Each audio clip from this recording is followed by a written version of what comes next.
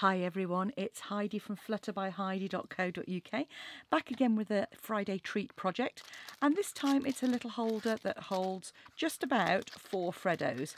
They are a little bit of a tight squeeze on the side, but it does just about work.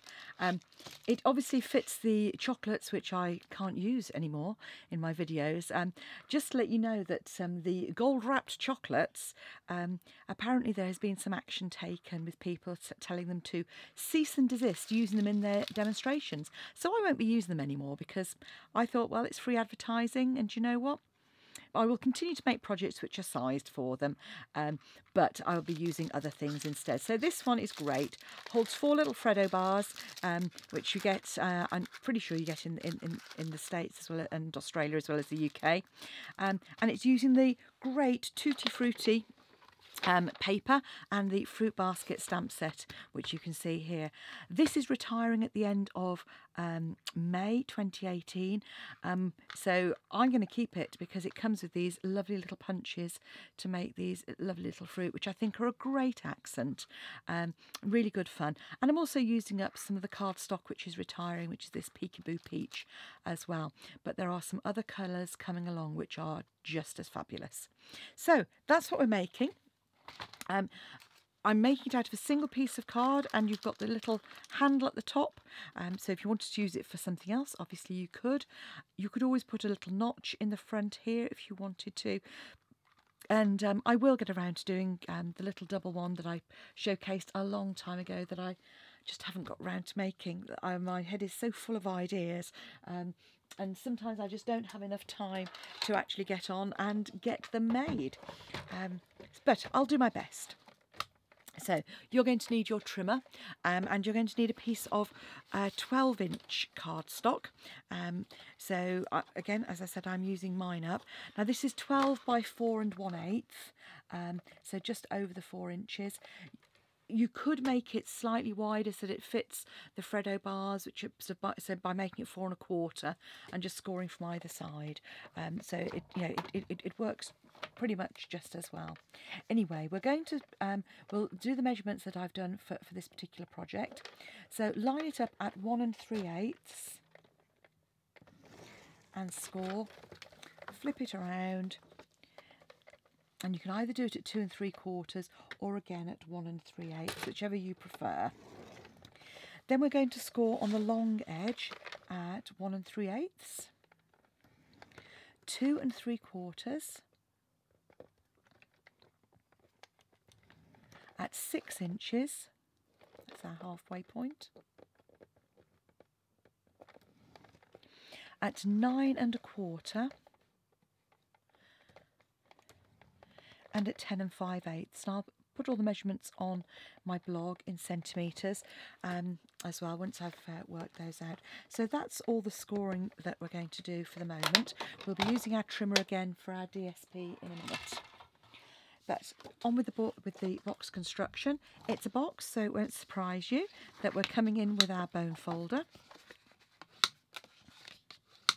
and just folding up on all of those score lines, and then do those 2 long ones.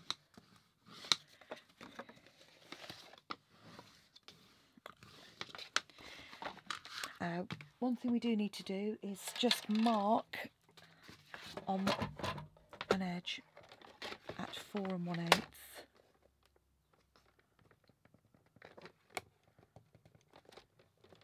Just make sure you've got a little mark, and do the same from the other end. So 4 1/8 again, and that's just so you can cut your diagonals. While I've got this out, let's cut our DSP. We want 2 pieces which are 2 3/4 by 3 1/4 inches. So I'm going to do my 3 1/4 and then do my 2 3/4.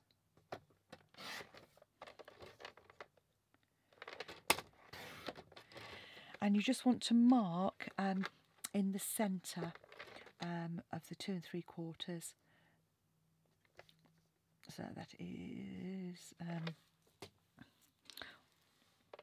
1 and halfway. 1 3/8. Okay. Not essential because actually it's easier to kind of cut. You're going to be cutting those pieces to the actual edges, and I'll explain why as we go along. So pop those to one side. You're going to then cut up on both sides.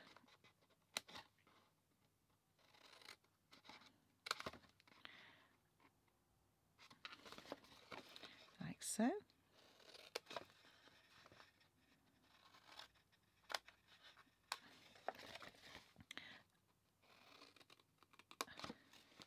Cut it at the middle. And the same at the other end. If I show you how it kind of folds together, I'll explain why I'm going to do certain things.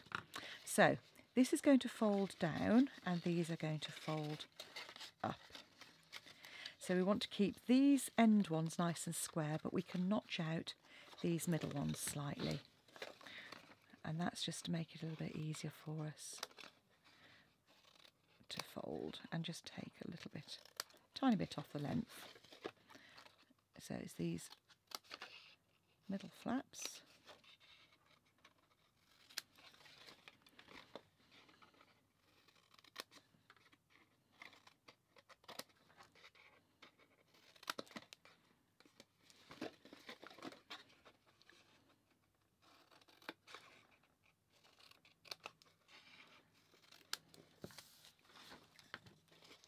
Now where you marked on the edge, here you should just about be able to see, you're going to cut diagonally up there. And what I recommend is once you've done one,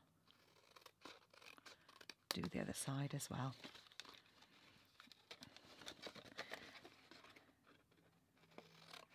So I say, you know, you can cut using the marks you've made, or like so. Okay. So these are going to be our side pieces. They're going to come in.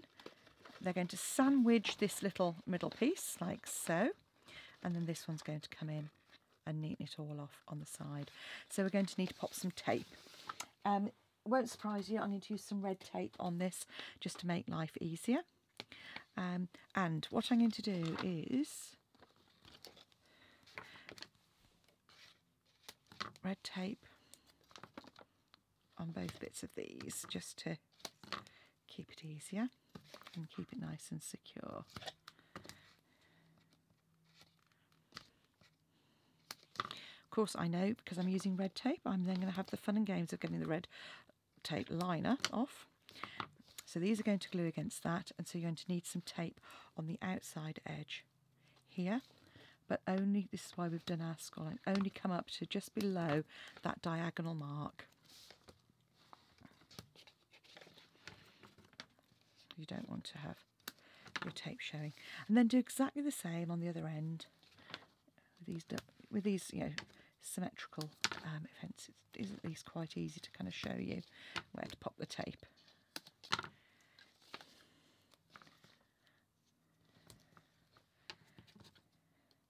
And for once I'm actually going to do the decorating once it's constructed. And I shall be using some wet glue as well, which again is not something you see me use very often. Although I'm now looking at my desk thinking, where did I put that Tombow?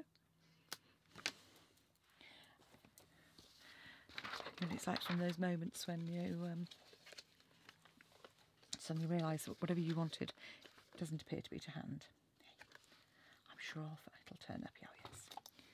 So take the red tape off, and I do each side one at a time.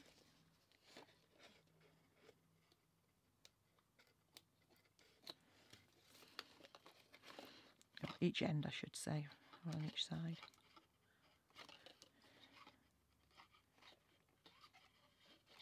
Okay.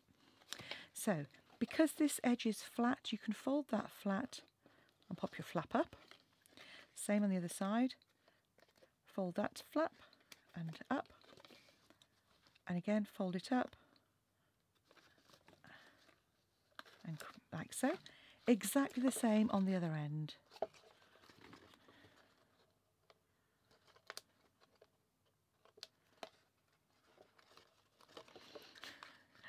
Oh, grab the pokey tool to help you, and actually it makes it worse. I wouldn't be without my red tape, but it does drive me around the bend sometimes. And it, you know, it is economical to use. You know, and it's so strong when you're making boxes. I do miss fuse once I got used to it. You know. There we go. Right. So the same again here. So this is square to square. Fold up those sides. Top one up and line that up. Okay. Then all that remains is to pop some tape on that middle bit just to keep it secure.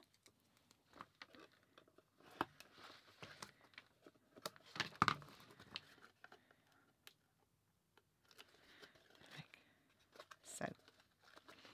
And there you have your box. Okay. Now, the next thing we're going to need to do is to pop our DSP, and I've deliberately cut it so that there isn't a margin and all will become clear. I'm going to add the glue to my box. So again, this is just to spread that out so I can get it as far as possible to the edges. And then using that little mark we made, just kind of line that up. But basically attach it. So I'm going to leave that to kind of set, do the other side. You can see why I didn't put much glue between the two, because once this is on, that kind of holds it in place. Just use the other end just to kind of, and that way you shouldn't get too much oozing either. Just realised what I haven't done is cut the little panels for the front. And then quite simply, all you do is you cut to the card. So you're looking just in here. I probably haven't made that as easy as I could have done. I'll show you on the second one particularly. But you cut to the edge of the card. So line up, there you go. And that way you're going to get a good finish where it's flush to the edges of your box, like so. So that's our base little box. We want a panel that is 1 3/8 by 1 3/8 for the corner. So I'm just going to quickly cut a couple of those because I forgot when I did my other ones. I've just dropped my paper on the floor.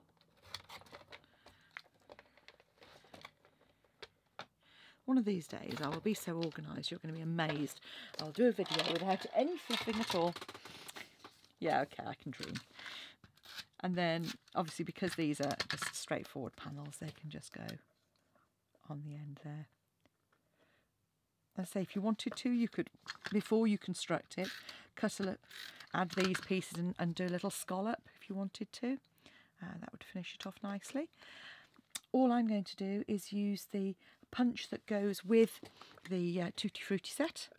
I'm just going to pop that in, line it up by eye, and punch our little handle out. I just think I'm keeping the punch just for that. I think it's such fun. And then to make the label on the front here, what I've done is I've used my label punch to punch a label. Then on my, I've just got a scrap of Whisper White cardstock here. And I've got my little sentiment, "You are the sweetest," which I'm just going to pop in the middle there.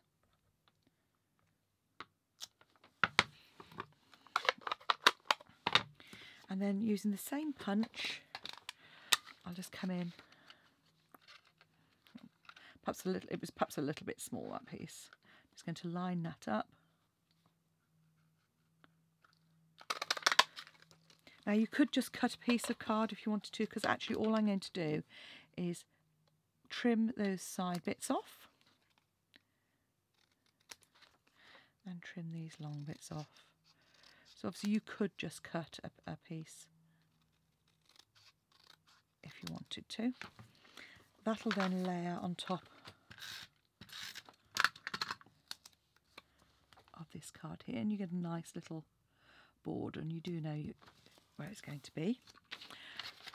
And then for our pears, I put the pears on one block, just to save having lots of little blocks about, and I sort of stamp the pear, but I just don't stamp it at all well. There we go, I managed to get one done. God, that was useless, wasn't it? So stamp your pears across the bottom of your cardstock. Then I've put on the opposite side, I've put the tiny little stalk, and I'm just going to come in soft suede and stamp that. And these just go on the top like so. And then all you need to do is come in with the little fruit punch and punch those out like so. And I just think that they are, you know, really pretty little accents that you can pop on. And it punches out slightly smaller, so you're not going to get any white edges as well. And all that remains to do is to pop those up on some mini dimensionals, which are the perfect size for this. Just add a couple of those on the back. And then that'll go onto our little label.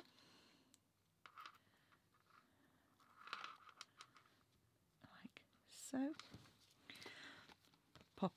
I'm actually going to use a bit of the trim from my dimensionals. Waste not, want not, you see. Lots of lovely dimensional stuff left on the back there. And then you can just pop that on to centre. And there you have a four Freddo holder, which is just a nice little treat for a basket. And as they come in a 5-pack, it means there's 4 in here, and that leaves 1 for you. If you want any of the products that you've seen today, then please pop along to my Stampin' Up shop, heidismith.stampinup.net, or go to my blog and follow the links there, flutterbyheidi.co.uk. I look forward to crafting with you again soon. Don't be a stranger. Bye now.